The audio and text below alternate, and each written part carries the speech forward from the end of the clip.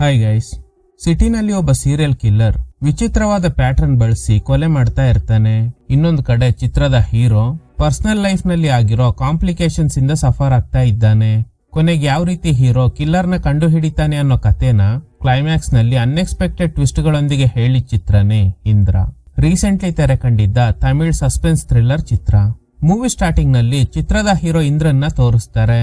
ಏನೋ ಶಬ್ದ ಕೇಳ್ತಿದೆ. ಶಬ್ದ ಬರ್ತಿರೋ ಕಡೆ ಹೋಗಿ ನೋಡಿದಾಗ ಅಲ್ಲಿ ಯಾವ್ದೋ ಡೆಡ್ ಬಾಡಿ ಇದೆ. ಹತ್ರ ಹೋಗಿ ನೋಡಿದಾಗ ಆ ಡೆಡ್ ಬಾಡಿ ಇವಂದೇ ಆಗಿರುತ್ತೆ. ಇದ್ರಿಂದ ಗಾಬರಿಯಾಗಿ ಪ್ಯಾನಿಕ್ ಅಟ್ಯಾಕ್ ಆಗುತ್ತೆ. ಆಗ ಯಾರೋ ಹಿಂದೆಯಿಂದ ಬಂದು ಹೊಟ್ಟೆಗೆ ಚುಚ್ಚು ಬಿಡ್ತಾರೆ. ಅಷ್ಟ್ರಲ್ಲಿ ಇವನಿಗೆ ಎಚ್ಚರಿಕೆ ಆಗುತ್ತೆ. ಆಕ್ಚುಲಿ ಇದೊಂದು ಕೆಟ್ಟ ಕನ್ಸು. ಬೆಳಗ್ಗೆ ಎದ್ದಂಗೆ ಎಲ್ರು ಟೀ ಕಾಫಿ ಕುಡಿದ್ರೆ ಇವನು ಎಣ್ಣೆ ಹೊಡಿತಾ ಇದ್ದಾನೆ. ಅವನ್ ವೈಫ್ ಹೆಸರು ಕಯಲ್. ಇಬ್ಬರ ನಡುವೆ ಏನೋ ಮಿಸ್ಅಂಡರ್ಸ್ಟ್ಯಾಂಡಿಂಗ್ ಆಗಿ ಮುನಿಸ್ಕೊಂಡಿದ್ದಾರೆ. ಆಕ್ಚುಲಿ ಇಂದ್ರ ಇನ್ಸ್ಪೆಕ್ಟರ್ ಆಗಿದ್ರು. ಈಗ ಸಸ್ಪೆನ್ಷನ್ ನಲ್ಲಿ ಇದ್ದಾರೆ. ಯಾಕಂದ್ರೆ ಕುಡಿದು ಗಾಡಿ ಓಡಿಸಿ ಡಿಕ್ಕಿ ಹೊಡೆದಿರ್ತಾರೆ. ಡಿಪಾರ್ಟ್ಮೆಂಟ್ ನ ಗಾಡಿ ಡ್ಯಾಮೇಜ್ ಆಗೋದ್ರ ಜೊತೆಗೆ ಪೊಲೀಸೇ ಡ್ರಂಕ್ ಅಂಡ್ ಡ್ರೈವ್ ಮಾಡಿದ್ರೆ ಪಬ್ಲಿಕ್ ಕತೆ ಏನು ಅಂತ ಮೀಡಿಯಾದವರು ಪ್ರೆಷರ್ ಬಿಲ್ಡ್ ಮಾಡಿದ್ರಿಂದ ಇವನ್ನ ಸಸ್ಪೆಂಡ್ ಮಾಡಿರ್ತಾರೆ. ಇದೇ ಟೆನ್ಷನ್ ನಲ್ಲಿ ಸಿಕ್ಕಾಪಟ್ಟೆ ಕುಡಿಯಕ್ ಶುರು ಮಾಡ್ತಾನೆ.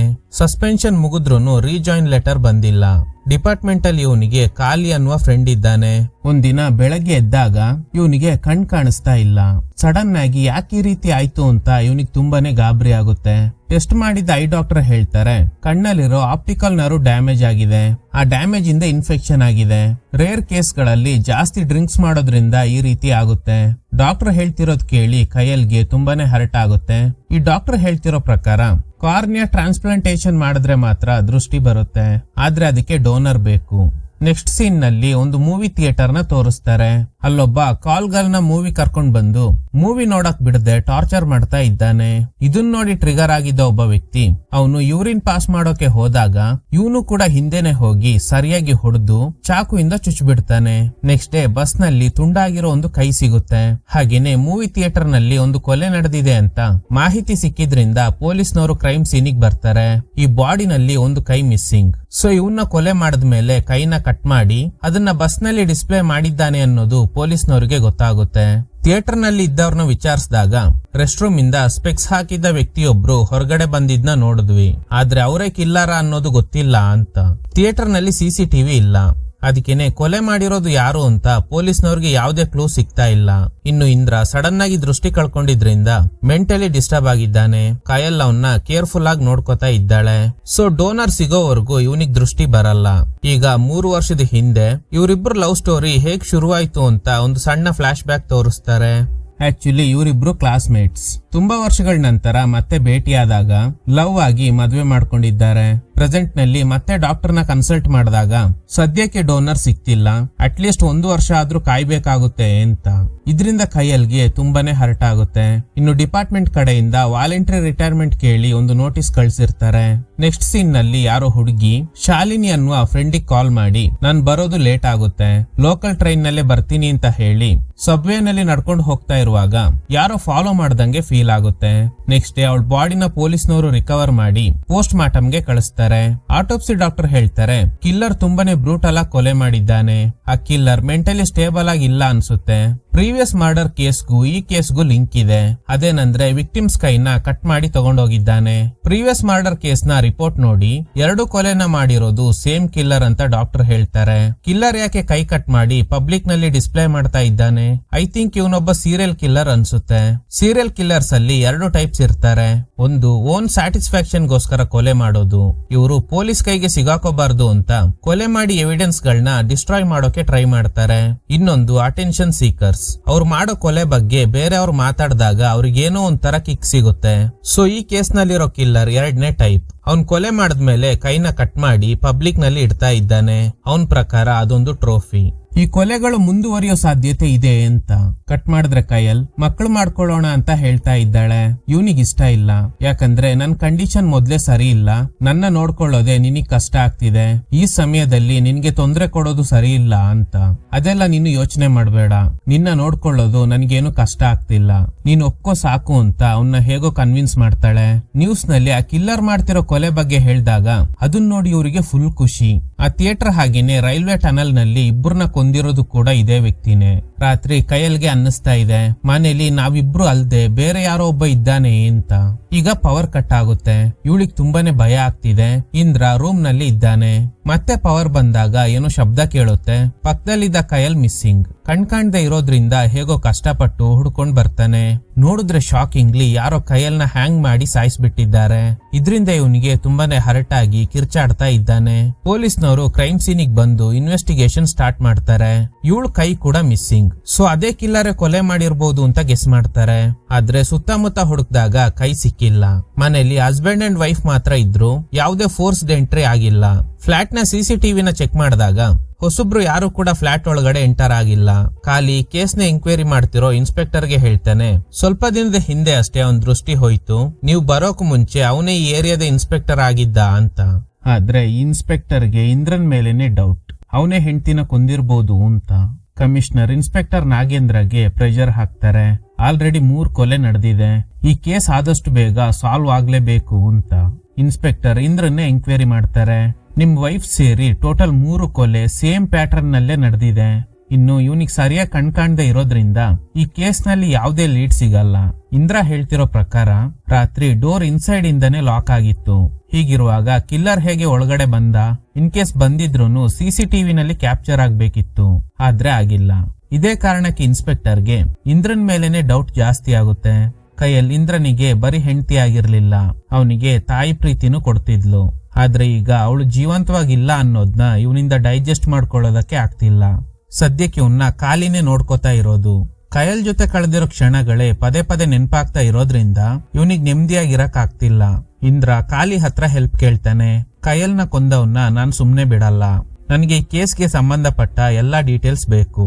ಇನ್ಸ್ಪೆಕ್ಟರ್ ನಾಗೇಂದ್ರ ಮೇಲೆ ನನ್ಗೆ ನಂಬಿಕೆ ಇಲ್ಲ ಅಂತ. ಕಾಲಿ ಒಪ್ಕೋತಾನೆ. ಫಸ್ಟ್ ಅವ್ನ್ ಮೋಟಿವ್ ತಿಳ್ಕೋಬೇಕು. ಆಮೇಲೆ ನನ್ ಹೆಂಡತಿ ಕೈ ಇನ್ನೂ ಸಿಕ್ಕಿಲ್ಲ ಅಂತಿದ್ಯಾ ಅಲ್ವಾ, ಹಾಗಾದ್ರೆ ಆ ಕೈಯಲ್ಲಿ? ಇದಕ್ಕೆಲ್ಲ ಉತ್ತರ ಸಿಗ್ಬೇಕಂದ್ರೆ ಆ ಕಿಲ್ಲರ್ನ ಕಂಡು ಹಿಡಿಲೇಬೇಕು ಅಂತ. ಕಾಲಿ ಕೇಸ್ ಬಗ್ಗೆ ಡೀಟೇಲ್ಸ್ ಕೊಡೋಕೆ ಶುರು ಮಾಡ್ತಾನೆ. ಫಸ್ಟ್ ವಿಕ್ಟಿಮ್ ಹೆಸರು ಗಾಂಧಿ. ಥಿಯೇಟರ್ ನಲ್ಲಿ ಮೂವಿ ನೋಡಕ್ ಬಂದವನ್ನ ಕೊಂದು ನೇತ್ ಹಾಕಿದ್ದ. ನೆಕ್ಸ್ಟ್ ಗಾಂಧಿ ಜೊತೆಲಿ ಬಂದಿದ್ದ ಕಾಲ್ ಗಳನ್ನ ಎಂಕ್ವೈರಿ ಮಾಡಿದ್ರೂ ಯಾವುದೇ ಲೀಡ್ ಸಿಗಲ್ಲ. ಇನ್ನು ಯಾವುದೇ ಡೇಟಾ ಬೇಸ್ ನಲ್ಲೂ ಅವನ್ ಫಿಂಗರ್ ಪ್ರಿಂಟ್ಸ್ ಇಲ್ಲ. ಆ ಕಿಲ್ಲರ್ ಹೇಗೆ ಯಾವುದೇ ಐಡೆಂಟಿಟಿ ಇಲ್ಲದೆ ಜೀವನ ಮಾಡ್ತಿದ್ದಾನೆ ಅಂತ ಡೌಟ್ ಶುರು ಆಗುತ್ತೆ. ಸೇಮ್ ಕಿಲ್ಲರ್ ಮತ್ತೊಂದು ಹುಡುಗಿನ ಟಾರ್ಗೆಟ್ ಮಾಡಿದ್ದಾನೆ. ಇನ್ನು 2ನೇ ವಿಕ್ಟಿಮ್ ಹೆಸರು ವಿದ್ಯಾ. ಟ್ರೈನ್ ಹತ್ತೋಕೆ ಸಬ್ವೆ ಒಳಗಡೆ ಹೋದವಳು ಬೆಳಗ್ಗೆ ಶವ ಆಗಿದ್ಲು. ಕೊನೆಯದಾಗಿ ವಿದ್ಯಾ ಶಾಲಿನಿ ಅನ್ನುವ ಫ್ರೆಂಡ್ಗೆ ಕಾಲ್ ಮಾಡಿರ್ತಾಳೆ. ಈಗ ಶಾಲಿನಿನ ಎಂಕ್ವೈರಿ ಮಾಡಿದಾಗ ಇವಳು ಹೇಳ್ತಿರೋ ಪ್ರಕಾರ ವಿದ್ಯಾ ಯಾರೋ ನನ್ನ ಫಾಲೋ ಮಾಡ್ತಿದ್ದಾಳೆ ಅಂತಿದ್ಲು. ಅದೇ ಕೊನೆ ವಾಯ್ಸ್. ಆಮೇಲೆ ಕಾಲ್ ಕಟ್ ಆಗೋಯ್ತು ಅಂತ. ಹಾಗೇನೆ ವಿದ್ಯಾ ಸ್ವಲ್ಪ ರಫ್ ಅಂಡ್ ಟಫ್. 1 ವಾರದ ಹಿಂದೆ ಟ್ರೈನ್ ನಲ್ಲಿ ಹೋಗ್ತಾ ಇರುವಾಗ ಒಬ್ಬ ಅವಳನ್ನ ಮುಟ್ಟದ ಅಂತ ಅವನಿಗೆ ಹೊಡೆದು ಟ್ರೈನ್ ಇಂದ ಕೆಳಗಡೆ ಇಳಿಸಿದ್ವಿ. ಸರಿ, ಆ ವ್ಯಕ್ತಿ ನೋಡೋಕೆ ಹೇಗಿದ್ದ? 40 ರಿಂದ 45 ವರ್ಷ. ಸ್ವಲ್ಪ ದಪ್ಪ ಇದ್ದಾರೆ ಅಂಡ್ ಸ್ಪೆಕ್ಸ್ ಹಾಕಿದ್ರು. ಈಗ ಕಾಲಿ ಹೇಳ್ತಾನೆ, ಸೇಮ್ ಡಿಸ್ಕ್ರಿಪ್ಷನ್ ನ ಥಿಯೇಟರ್ ನಲ್ಲಿ ವಿಚಾರಿಸಿದಾಗ ಕೆಲವರು ಹೇಳ್ತಿದ್ರು ಅಂತ. ಆಗ ಇಂದ್ರ, ನೋಡಿ ಶಾಲಿನಿ, ನಾನೊಬ್ರು ಸ್ಕೆಚ್ ಆರ್ಟಿಸ್ಟ್ ಕಳಿಸ್ತೀನಿ, ಅವನು ನೋಡೋಕೆ ಹೇಗಿದ್ದ ಅಂತ ಹೇಳಿ, ಓಕೆನಾ? ಶಾಲಿನಿ ಒಪ್ಕೋತಾಳೆ. ಇನ್ನು ಈ ಕಿಲ್ಲರ್ ಲೋಕಲ್ ಬಾರ್ ನಲ್ಲಿ ಇರುವಾಗ ಯಾರೋ ಒಬ್ಬ ವೇಟರ್ ತರ ಬಂದು ದುಡ್ಡು ಇಸ್ಕೊಂಡು ಹೋಗಿರ್ತಾನೆ. ಒನ್ಸ್ ಅವನು ಯಾಮಾರಿಸಿದ್ದಾನೆ ಅನ್ನೋದು ಗೊತ್ತಾದ್ಮೇಲೆ ಅವನಿಗೆ ಹೊಡೆದು ಅಲ್ಲಿ ಗಲಾಟೆ ನಡೆಯುತ್ತೆ. ಈ ಗಲಾಟೆ ವಿಷಯದಲ್ಲಿ ಪೊಲೀಸ್ನವರು ಇವನ್ನ ಅರೆಸ್ಟ್ ಮಾಡ್ತಾರೆ. ಬಾರ್ನಲ್ಲಾದ ಗಲಾಟೆನಲ್ಲಿ MLA ಡ್ರೈವರ್ ಮೇಲೆ ಕೈ ಮಾಡಿದ್ದಾನೆ ಅಂತ. ಆದ್ರೆ ಇವನೇ ಸೀರಿಯಲ್ ಕಿಲ್ಲರ್ ಅಂತ ಇವ್ರಿಗೆ ಗೊತ್ತಿಲ್ಲ. ಕಾಲಿ ಹೇಳ್ತಾನೆ, ಸರಿಯಾಗಿ ಚಾರ್ಜ್ ಮಾಡಿ ವಾರ್ನಿಂಗ್ ಕೊಟ್ಟು ಕಳಿಸ್ಬಿಡಿ. ಇವನ್ ಹೆಸರು ಅಭಿಮನ್ಯು. ಅವನಿಗೆ ಸರಿಯಾಗಿ ಚಾರ್ಜ್ ಮಾಡಿ ವಾರ್ನಿಂಗ್ ಕೊಟ್ಟು ಕಳಿಸ್ತಾರೆ. ಈಗ ಸ್ಕೆಚ್ ಆರ್ಟಿಸ್ಟ್ ವಿದ್ಯಾ ಫ್ರೆಂಡ್ ಶಾಲಿನಿ ಹೇಳಿದ್ದ ಡಿಸ್ಕ್ರಿಪ್ಷನ್ ಆಧಾರದ ಮೇಲೆ ಸ್ಕೆಚ್ ರೆಡಿ ಮಾಡಿ ಕೊಟ್ಟು ಕಳಿಸ್ತಾನೆ. ಆ ಸ್ಕೆಚ್ ನೋಡಿ ಶಾಕ್ ಆಗಿದ್ದ ಕಾಲಿ ನಿನ್ನೆ ಬಾರ್ನಲ್ಲಿ ನಡೆದ ಗಲಾಟೆ ವಿಷಯದಲ್ಲಿ ಇವನ್ನ ಅರೆಸ್ಟ್ ಮಾಡಿ ವಾರ್ನಿಂಗ್ ಕೊಟ್ಟು ಕಳಿಸಿದ್ರು ಅಂತ. ಫಸ್ಟ್ ಕಾನ್ಸ್ಟೇಬಲ್ ಗೆ ಕಾಲ್ ಮಾಡಿ, ನೀವು ವಾರ್ನಿಂಗ್ ಕೊಟ್ಟು ಕಳಿಸಿದ್ದ ವ್ಯಕ್ತಿನೇ ನಾವು ಹುಡುಕ್ತಾ ಇರೋ ಸೀರಿಯಲ್ ಕಿಲ್ಲರ್, ನೀವು ಬೇಗ ಸ್ಟೇಷನ್ಗೆ ಬನ್ನಿ ಅಂತ. ಕಾನ್ಸ್ಟೇಬಲ್ ಸ್ಟೇಷನ್ಗೆ ಬರ್ತಾ ಇರುವಾಗ ದಾರಿ ಮಧ್ಯೆನೆ ಅಭಿಮನ್ಯು ಅಟ್ಯಾಕ್ ಮಾಡ್ತಾನೆ. ಕಾನ್ಸ್ಟೇಬಲ್ ಹೇಗೋ ತಪ್ಸ್ಕೊಂಡು ಸ್ವಲ್ಪ ದೂರ ಬಂದು ಕಾಲಿಗೆ ಕಾಲ್ ಮಾಡಿ ಅವನು ನನ್ ಮೇಲೆ ಅಟ್ಯಾಕ್ ಮಾಡ್ಬಿಟ್ಟ ಅಂತ ಲೊಕೇಶನ್ ನ ಹೇಳ್ತಾರೆ. ಈ ಕಡೆ ಅಭಿಮನ್ಯು, ಎಲ್ಲೇ ಇದ್ರೂನು ಬಂದ್ಬಿಡಿ, ಬೇಕಾಗಿರೋದು ನನ್ಗೆ ಹೊಡೆದಿರೋ ನಿಮ್ ಕೈ ಮಾತ್ರ, ಅದನ್ ಮಾತ್ರ ಕಟ್ ಮಾಡಿ ಎತ್ಕೊಂಡು ಹೋಗ್ತೀನಿ ಅಂತ.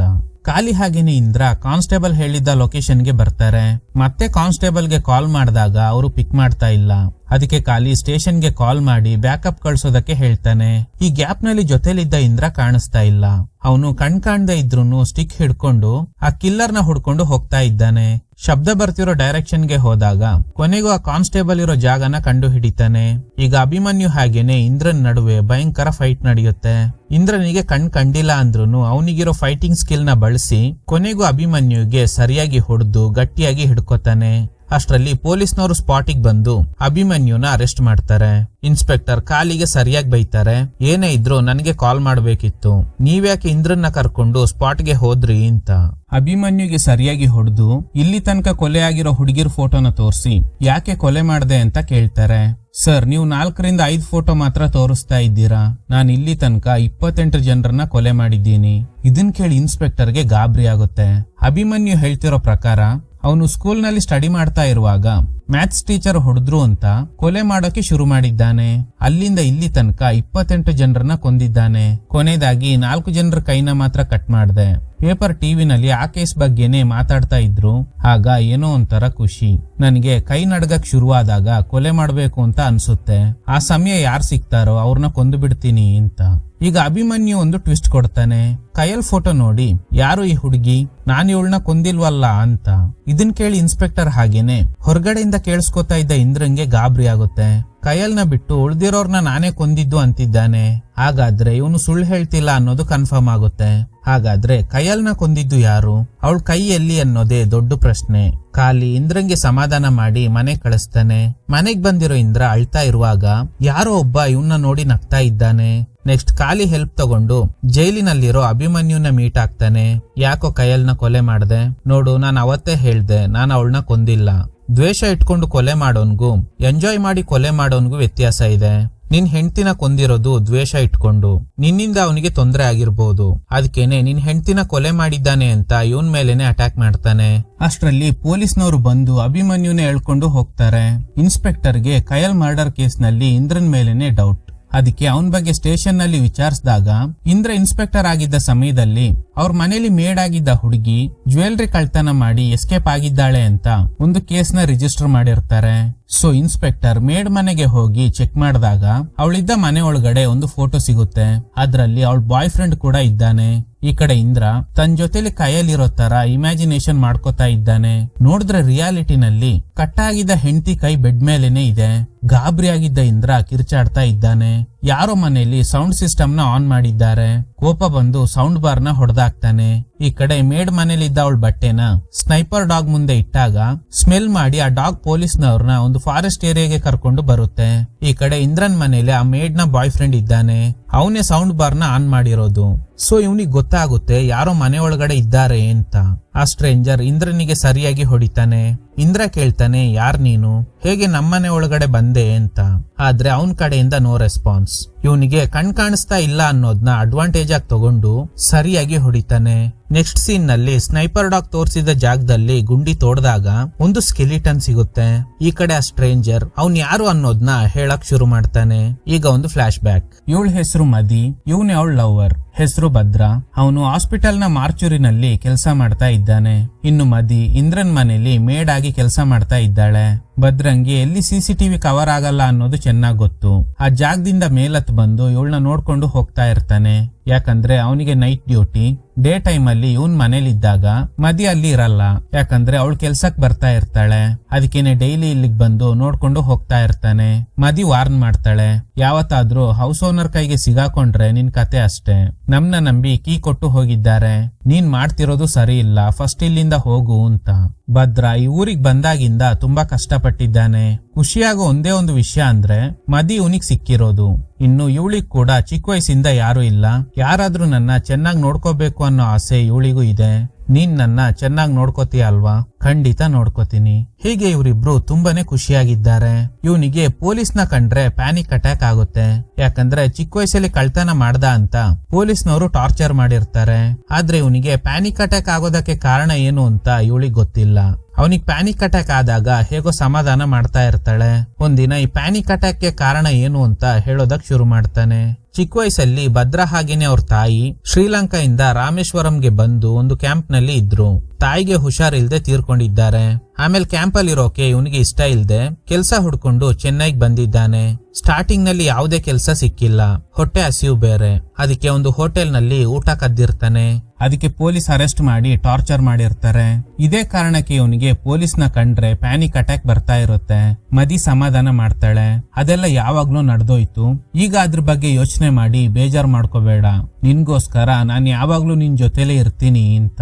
ಹೀಗೆ ಒಂದಿನ ಮದಿ ಕೆಲ್ಸ ಮಾಡ್ತಾ ಇರುವಾಗ ಎಂದಿನಂತೆ ಭದ್ರಾ ಮೇಲತ್ ಬರ್ತಾನೆ. ಬರುವಾಗ ಅವ್ರ ತಾಯಿ ತಾಳಿನ ತಂದಿರ್ತಾನೆ. ಇವಳಿಗ್ ಫುಲ್ ಖುಷಿ. ಇವ್ರ ಬ್ಯಾಡ್ ಟೈಮ್. ಹೌಸ್ ಓನರ್ ಬಂದು ಕಾಲಿಂಗ್ ಬೆಲ್ ಪ್ರೆಸ್ ಮಾಡ್ತಾ ಇದ್ದಾರೆ. ಈಗ ಇವನಿಂದ ಹೊರಗಡೆ ಹೋಗಕ್ ಆಗಲ್ಲ, ಯಾಕಂದ್ರೆ ಕೆಳಗಡೆ ಜನ ಇದ್ದಾರೆ. ಅದಕ್ಕೆ ಒಂದು ಕಬೋರ್ಡ್ ಒಳಗಡೆ ಜಾಗ ಇದೆ, ಅಲ್ಲೋಗಿ ಹೈಡ್ ಆಗ್ತಾನೆ. ನೀನೋಗಿ ಡೋರ್ ತೆಗಿ ಅಂತ. ಗಾಬರಿ ಆಗಿರೋ ಮದಿ ಭಯದಲ್ಲೇ ಡೋರ್ ತೆಗಿತಾಳೆ. ಬಂದಿರೋದು ಇಂದ್ರ. ಅವನ್ನ ನೋಡಿದ ತಕ್ಷಣ ಇವನಿಗೆ ಪ್ಯಾನಿಕ್ ಅಟ್ಯಾಕ್ ಬಂದ್ಬಿಡುತ್ತೆ. ಕುಡ್ದು ಡಿಕ್ಕಿ ಹೊಡೆದಿದ್ರಿಂದ ಡಿಪಾರ್ಟ್ಮೆಂಟ್ ಗಾಡಿ ಡ್ಯಾಮೇಜ್ ಆಗಿದೆ. ಪಬ್ಲಿಕ್ ಬೇರೆ ಗಲಾಟೆ ಮಾಡಿರ್ತಾರೆ. ನಮ್ಗೆಲ್ಲ ಬುದ್ಧಿ ಹೇಳೋ ಪೊಲೀಸ್ನವ್ರೆ ಹೀಗ್ ಮಾಡಿದ್ರೆ ಹೇಗೆ ಅಂತ. ಇದೇ ಕಾರಣಕ್ಕೆ ಸಸ್ಪೆಂಡ್ ಆಗಿರ್ತಾನೆ. ಇವಳಿಗ್ ಭಯ ಆಗ್ತಿದೆ. ಪೊಲೀಸ್ನ ಕಂಡ್ರೆ ಭದ್ರಂಗೆ ಪ್ಯಾನಿಕ್ ಅಟ್ಯಾಕ್ ಬರುತ್ತೆ. ಕಬೋರ್ಡ್ ಒಳಗಡೆ ಇರೋ ಅವನ್ ಪರಿಸ್ಥಿತಿ ಏನಾಗಿದೆಯೋ ಅಂತ.